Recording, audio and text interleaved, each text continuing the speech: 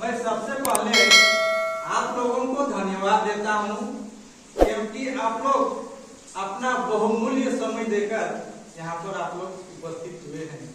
इसलिए और मैं बारी बारी से अपने अतिथियों का परिचय करा देता हूं, जो कि हम लोग गुमला से आए हैं।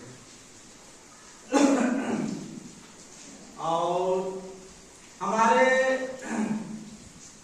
भीम आर्मी भारत एकता मिशन के प्रदेश अध्यक्ष प्रदेश उपाध्यक्ष गुमला सह सिमडेगा जिला प्रभारी यदुनंदन नायक जी, जय भीम।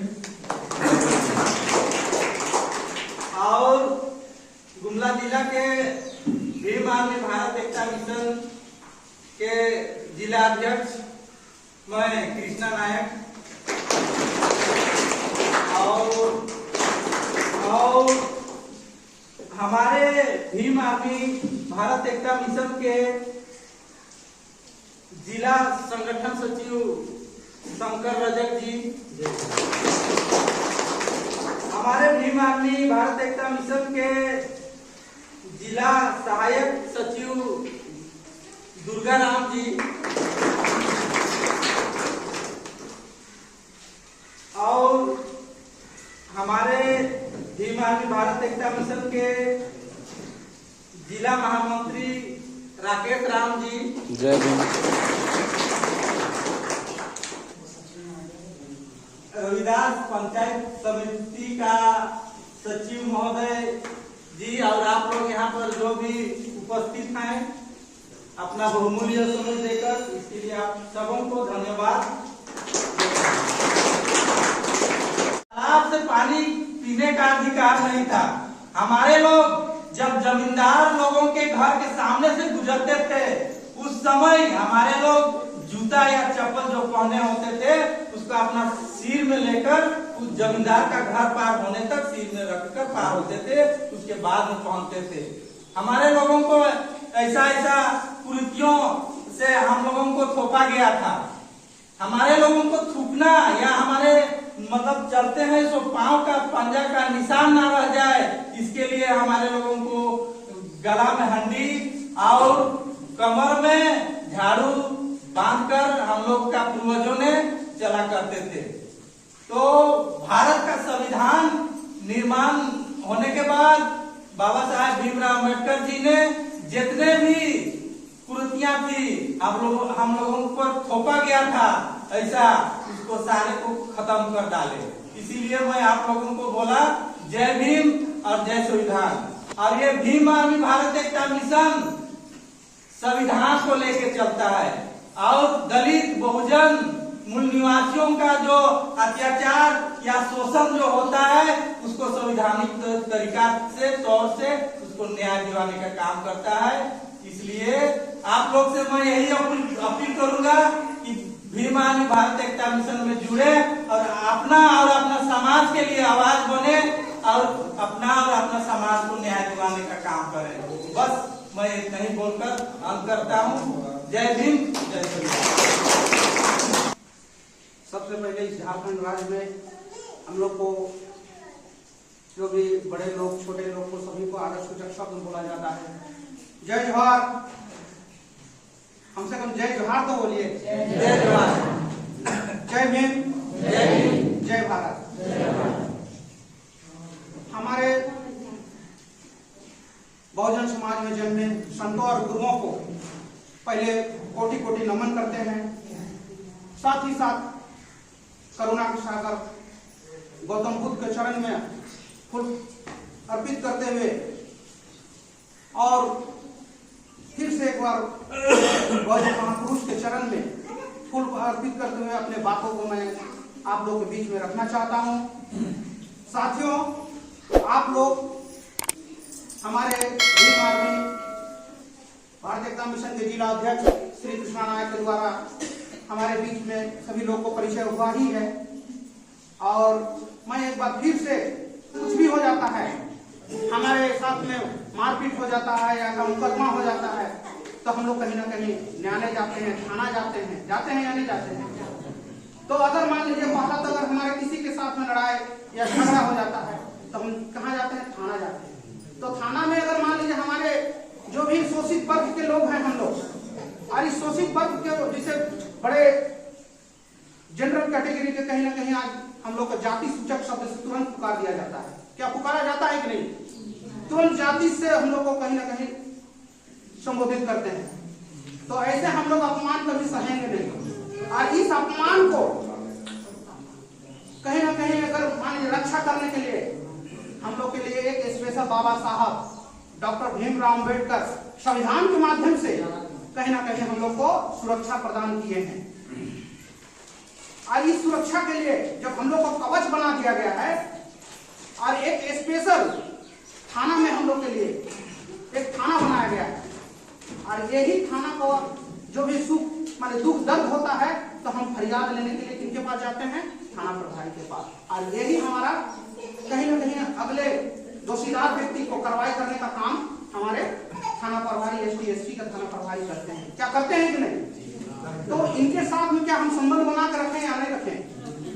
तो इसलिए मैं कहना चाहूंगा हमारे टोटो वासियों से कि आज हमारे सर जो आए हैं आपके बीच में, इनका नंबर और इनके साथ संबंध बना कर रखिए कि कल के दिन में हमारे साथ में कोई भी व्यक्ति, जनरल व्यक्ति या अगली जाति के लोग उंगली उठा के देख नहीं सके। ये ऐसे व्यक्ति है ना, हम जानते हैं और हमारे संगठन के लोग जो भी मिले हैं ये जानते हैं ये हमारे लिए किस तरह से है। इसलिए साथियों, हम लोग को कभी भी डर भय नहीं रखना है, और डर भय रखेंगे तो सदा हम लोग डर के जिंदगी तो जी ही रहे हैं, लेकिन डरना नहीं चाहिए। हम लोग को बाबा साहब कहीं ना कहीं संविधान के माध्यम से आवाज दे दिए। आज अगर बाबा साहब संविधान नहीं लिखे होते तो क्या हम लोग आपके बीच में, इस बीच में जो हमारे अध्यक्ष कृष्णा राय जो बोले, हम संविधान के माध्यम से आज हम लोग इस बीच में बैठे हुए हैं। संविधान हम लोग को ये ताकत दिया है, तो हम लोग पहला संविधान को हम लोग जाने। संविधान ने हमको हक और अधिकार दिया है, लेकिन हमारे लोग संविधान को पढ़ने की जगह हम दूसरे की ओर जा रहे हैं। इसलिए साथियों, हमको जिस चीज से ताकत मिला है इसको पहले अपने आप में उतारिए कि हमको जिंदगी में क्या करना है। बाबा साहब बोले हैं पढ़ो तो शिक्षित बनो, संगठित हो और संघर्ष करो। लेकिन हम लोग क्या शिक्षा में ध्यान दे रहे हैं? जब तक अगर नहीं हम लोग शिक्षित नहीं बनेंगे हम लोग बोल नहीं सकते, किसी के साथ में कोई अपना बात को रख नहीं सकते हैं। इसलिए साथियों, मेरा कहना यही है कि सबसे पहला शिक्षा का महत्व दीजिए और समाज के बीच में हम संगठित होकर चले। और जिस दिन हमारे समाज संगठित हो जाएगा इस दिन हमको कोई संघर्ष से रोका नहीं जा सकता है।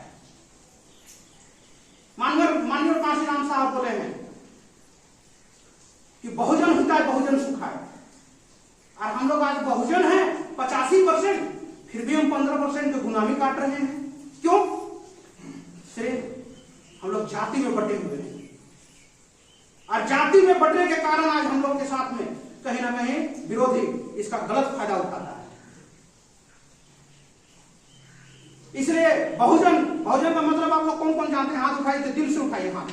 अगर जानते हैं तो दिल से उठाइए कि बहुजन का मतलब क्या होता है। बहुजन का मतलब जानते हैं कि नहीं जानते हैं? नहीं जानते हैं तो स्पष्ट बोलिए, हम बता रहे हैं आपके पीछे। नहीं जानते हैं? बहुजन का मतलब होता है कि एसटी, एससी, ओबीसी और माइनॉरिटी हम लोग एक हैं। हम लोग जो 4 कैटेगरी के जो आए ना अभी, एसटी, एससी, ओबीसी और माइनॉरिटी का मतलब होता है अल्पसंख्यक, जैसे ईसाई, मुस्लिम, बौद्ध, पारसी, हम लोग ये अल्पसंख्यक में आते हैं, जिसको बोला जाता है माइनॉरिटी। तो इसलिए हमारे माननीय कांशीराम साहब बोले हैं बहुजन हिताय बहुजन सुखाय। हम कहते हैं कि जब हमारे 85% हैं, आप 15% की गुलामी क्यों कर रहे हैं भाई? 15% की गुलामी के कारण ही आज हमारे कहीं ना कहीं हमारे ऊपर हर एक तरह चीज को थोपा जा रहा है, शोषण किया जा रहा है हम लोग पर।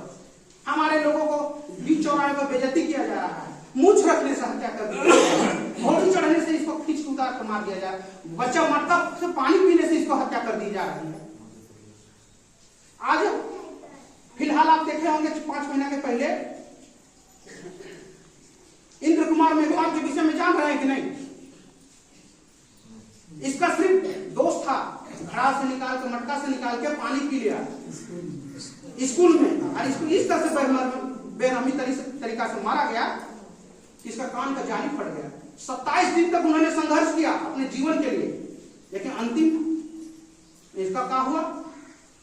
इस दुनिया छोड़ के चला गया। इसलिए साथियों, कहीं ना कहीं अगर राजस्थान में घटना हो रहा है, मध्य प्रदेश में घटना हो रहा है, आज देखा जाए संविधान होने के बावजूद भी हमारे लोगों पर पेशाब किया जा रहा है। मध्य प्रदेश में आप देखिए आदिवासी के साथ में हो रहा है, तो ये हमारे साथ हो रहा है। क्या हो रहा है कि नहीं हो रहा है? इसलिए साथियों, हम लोग एक होने की जरूरत है, हमें एक सूत्र में बंधने की जरूरत है, और जब तक हम एक सूत्र में नहीं बंधेंगे, हम लोग पर एक एक करके इसी तरह हम लोग पर शोषण होगा, हम लोग को मारा जाएगा, पीटा जाएगा, खींचा जाएगा। इसलिए साथियों, हम लोग को बस यही चाहिए कि संगठन में शक्ति है। क्या संगठन में शक्ति है कि नहीं? इसलिए संगठन को समझिए, ये मत सोचिए कि हम भीम आर्मी के लोग हैं, संगठन में जुड़ने के लिए बोल रहे हैं। आज भीम आर्मी का मतलब होता है हमारे दबे कुचले शोषित वर्ग के लिए कहीं ना कहीं आवाज बन के चंद्रशेखर आवाज बन के उठे हैं। इसको भी, इस आवाज